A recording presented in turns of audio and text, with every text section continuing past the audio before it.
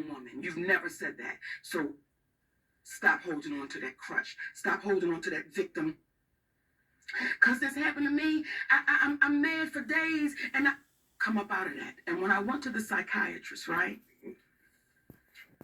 everything my husband said to me, the psychiatrist said to me. But he said, I needed you to go to somebody that had no dog in the fight, because I didn't want you to think I was judging you.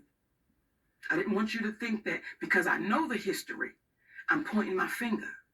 So when I would go to that psychiatrist, Dr. Cassandra Wanzo, she's incredible. Y'all want to know about red bottom shoes? Let me tell you somebody that's going to get your mind right.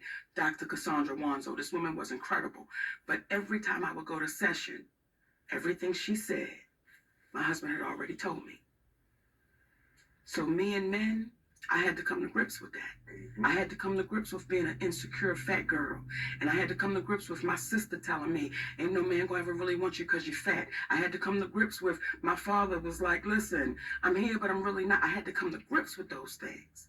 So my way of coming to grips with those things was now I'm a boss. I'm independent and I'm empowered. Don't you know I run this? See, I too went to the Oprah Winfrey University of Empowerment. And you don't need a man to make it. Right. I signed up. Right. And I was at the top of the class till I realized I was going to bed empty. I was going to bed with nothing but stuff. I did not want to be the poor little rich girl who have everything but nothing at all. Don't that sound familiar? Mm-hmm. I did not want to be that, Shannon. So even for the men that I was with, right? You weren't with them. I wasn't? No. Okay, talk to me, Shannon. Let that liquor use you. I wasn't with them. That was just a body for the lonely. Liquor makes shit sound good, won't it? Liquor will make you not sound like a whore. It was just a body for the lonely. Let me tell you what my husband told me, right? Because I was in tears. I'm like, I was a whore. I was crying. Because when you come to grips with it, when you realize how many, when you realize what you've done and you got to come to grips with it, and now I'm sitting in front of the greatest person I've ever met, and I got to say, I have been with this many. And my husband looked at me and said, Mama, you ain't no whore. You just have friendly pussy. Didn't he make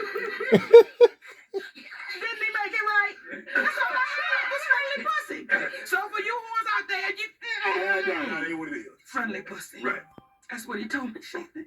He made it right. So did you ever have a good relationship with your father? Yes. When I was a little girl. Little. When I was a little girl, my father could do no wrong. When I was a little girl, baby, my father would put me in that car and he would go to the cut rate store and he'd get his liquor and he'd go over Mr. Johnny's house. Now, I'm a little girl, right? He'd go over Mr. Johnny's house and him and Mr. Johnny go in the back and I could smell the reefer, but I didn't know it was reefer, right?